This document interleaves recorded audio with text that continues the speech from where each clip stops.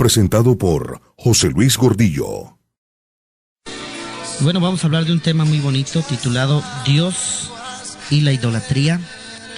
¿Cómo es Dios tan grande, un Dios fuerte y celoso? Él dice en la Biblia, en el Éxodo 20, que Él visita la maldad desde la tercera y la cuarta generación y a todos los que le aborrecen.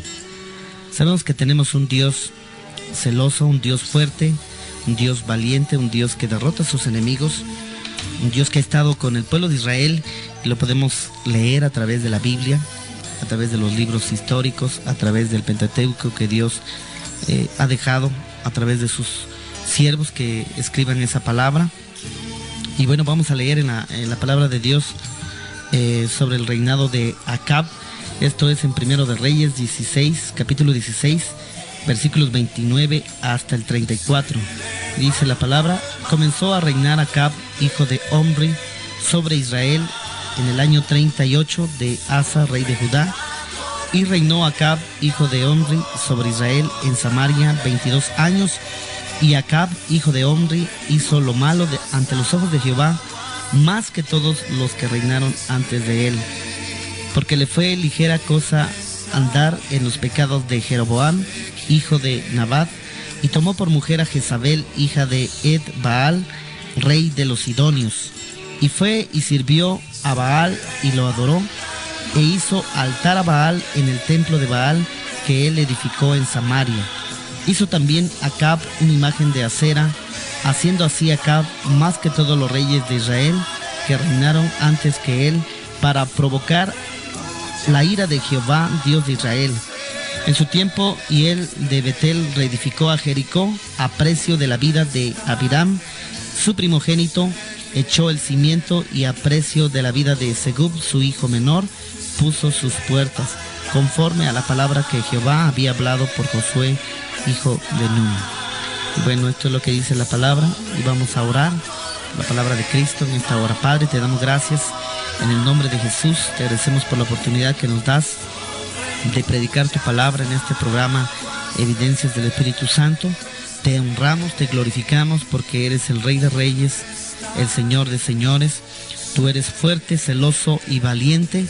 Y Señor, así a ti sea toda la gloria y toda la honra en todo momento, en todo lugar. Señor, sea tu nombre enaltecido sobre todos los ídolos, sobre todos los dioses de la tierra, porque tú eres grande y valiente, eres poderoso gigante. Y tú, así como estuviste con el pueblo de Israel, así como estuviste de la mano de Moisés, así como estuviste con Josué tu guerrero, así estás ahora a través de tu santa iglesia, Señor, que tú has levantado con un propósito.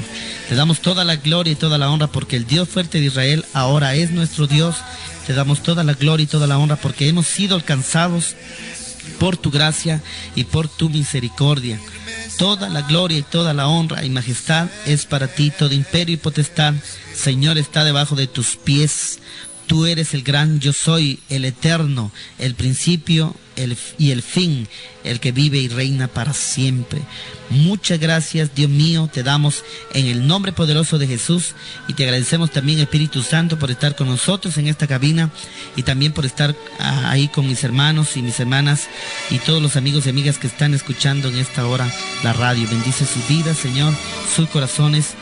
Y te pido, Señor, que abra su mente, su corazón, y que tu palabra quede injertada, Señor, como una semilla que dé fruto a 100 por 1, a 60 por 1, a 30 por 1. En el nombre de Jesús oramos. Amén.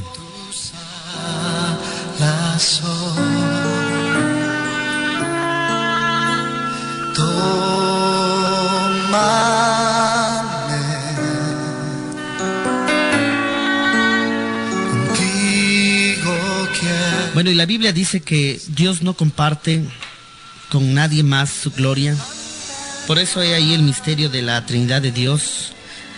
Al ver que Dios, nuestro Señor, ha compartido su reino con su Hijo, nuestro Señor Jesucristo, y también con su Espíritu Santo, porque Él es el que sabe todas las cosas y Él es el que está obrando señales, prodigios, sanidades en estos últimos días en la iglesia de nuestro Señor Jesucristo. Así es que Dios no comparte su gloria con nadie más, y nunca lo ha compartido ni lo compartirá, y mucho menos con los dioses paganos que se levantaron en esos tiempos del profeta Elías. Dice la Biblia que en esos tiempos que el pueblo de Israel se dividió, las 12 tribus de Israel se habían dividido, en Judá solamente habían quedado dos reyes, más en Israel, en Jerusalén, quedaron 10 reyes. Pero dice la Biblia que en el remanente Dios actuó de una manera maravillosa, y Dios levanta a un profeta de Dios, un profeta grande llamado Elías. El nombre de Elías significa Jehová es mi Dios. Y en aquellos tiempos Dios se levanta con gran celo contra ese pueblo, y principalmente contra el reinado de Acab, hijo de Onri, y más su enojo fue con Israel, ya que ellos también habían estado honrando y glorificando a imágenes que Dios no había dado lugar para que ellos lo hicieran. Dice la Biblia que en aquellos tiempos reinaba Acab y la reina Jezabel. Entonces Dios vio el corazón de Israel y de Judá, cómo se fueron desviando de lo que Dios había dicho cuando Dios los sacó por mano de Moisés de Egipto. Dice la Biblia que Él abrió el mar rojo y que pasaron en seco, y ellos pudieron glorificar y honrar al Dios de Israel porque Él había triunfado sobre los egipcios. Vieron la mano de Dios cómo los sustentó también en el desierto, cómo les dio maná y cómo les dio codornices para que ellos pudieran sustentarse. Y aún así ellos no valoraron lo que Dios había hecho anteriormente. Posteriormente con Josué, Dios abre el río Jordán cuando llevan el arca del pacto, les da a Jericó, les da a los 5 reyes de los amorreos, destruyen a todo lo que es la tierra de los cananeos, esa tierra de los paganos. Pero aún así el corazón de Israel estaba desviado hacia la idolatría. Y ellos decían, Acab y la reina Jezabel decían, que el único que podía traer la lluvia a la tierra era Baal. Y en el celo de Dios se despertó la ira, y Dios levanta con gran poder y unción y autoridad a Elías, y le dice a Acab y a la reina Jezabel que no va a llover por 3 años y medio. La ira de Dios se levantó porque Acab tomó por mujer a Jezabel, hija de Edbal, rey de los Sidonios. Y la Biblia declara que los judíos, que los israelitas no podían juntarse con otra tribu que no fuera Israel, y eso era abominación delante de Dios, pero ellos no obedecieron. Dice la Biblia que también ellos hicieron un altar a Baal, y eso provocó a ira al Señor, al gran yo soy, al Dios de Israel. Dice que también hicieron una imagen de acera.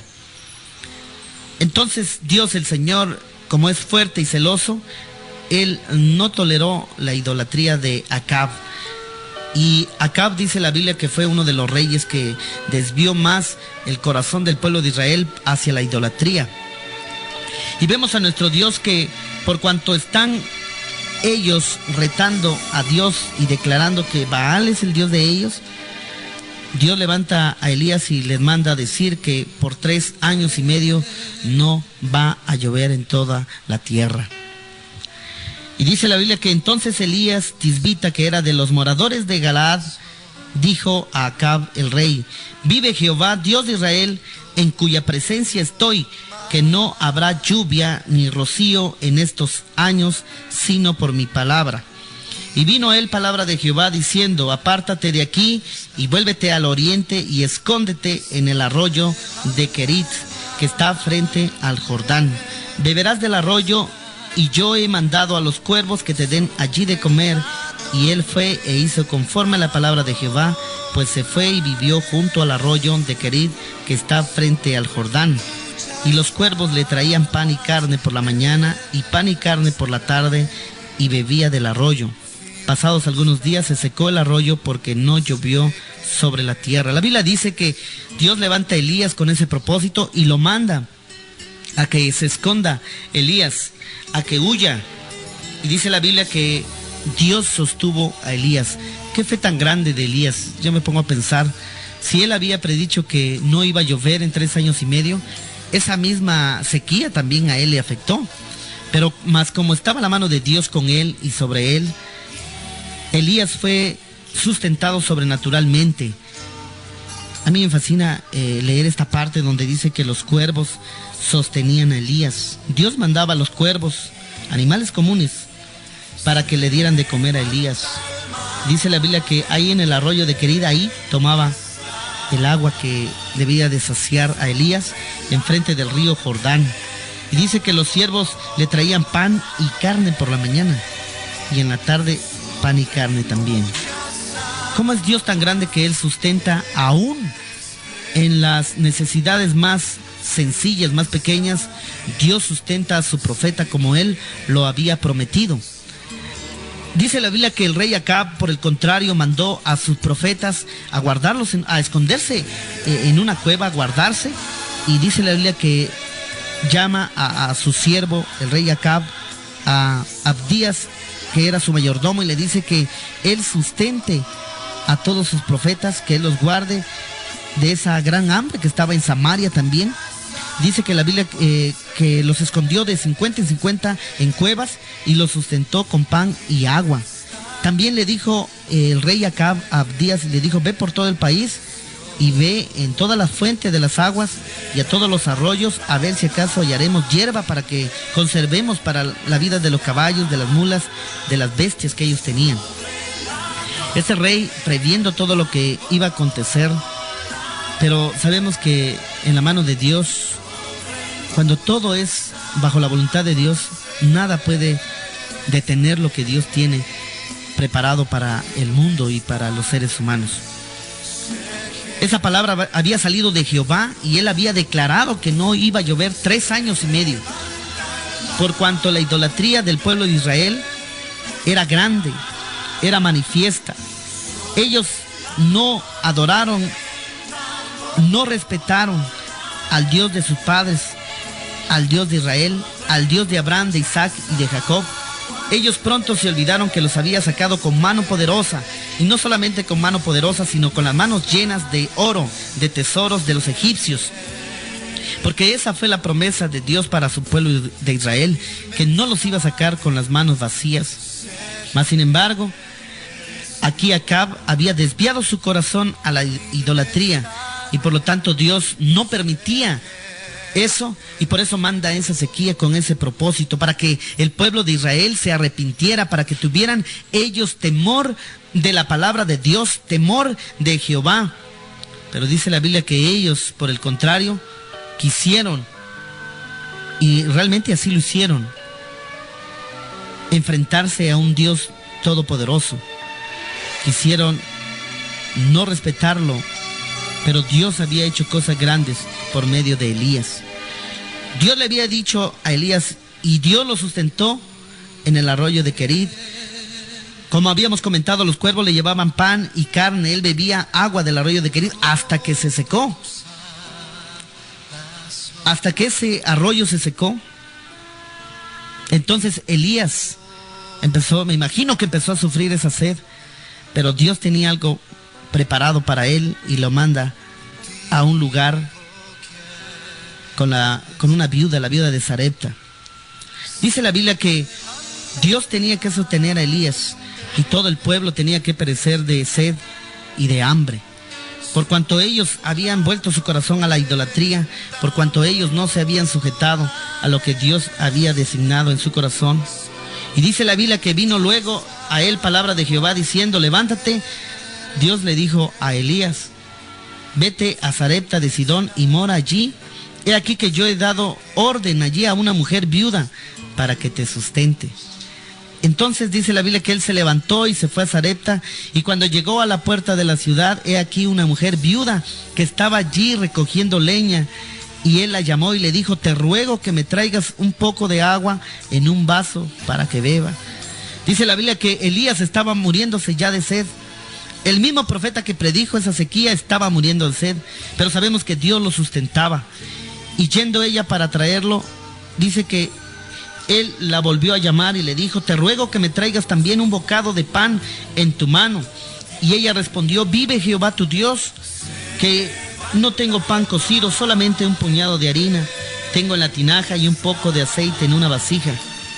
Y ahora recogía 2 leños para entrar y prepararlo, para mí y para mi hijo, para que lo comamos y no nos dejemos morir. Elías, el profeta, le dijo, no tengas temor, ve, haz como has dicho, pero hazme a mí primero de ello una pequeña torta cocida debajo de la ceniza y tráemela, y después harás para ti y para tu hijo.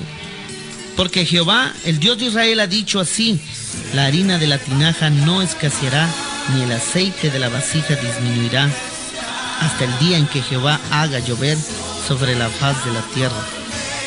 Entonces ella fue, dice la Biblia, e hizo como le dijo Elías, y comió él y ella y su casa y muchos días.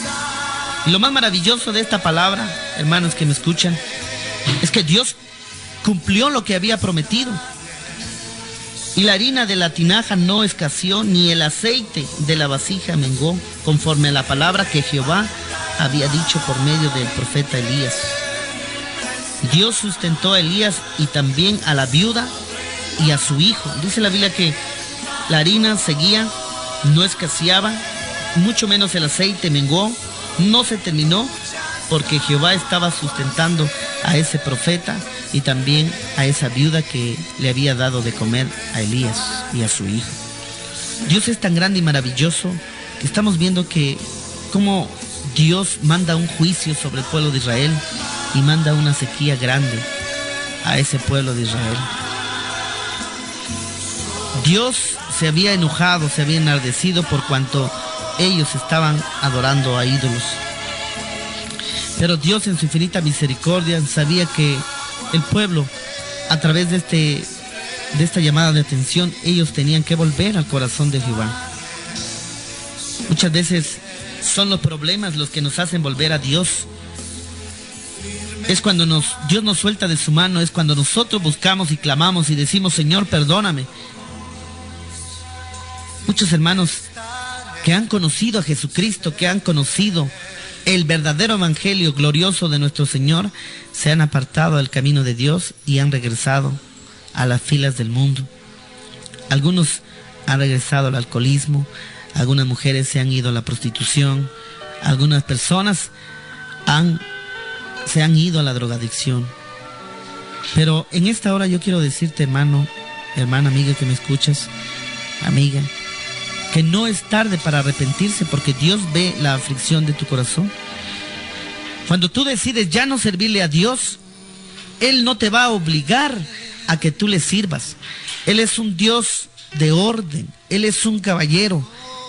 Él quiere que tú le sirvas por amor a su nombre. Él no quiere que estés con Él por la fuerza. Pero es tu decisión si tú te alejas de Él. Es tu decisión si tú te vas detrás de los ídolos mudos.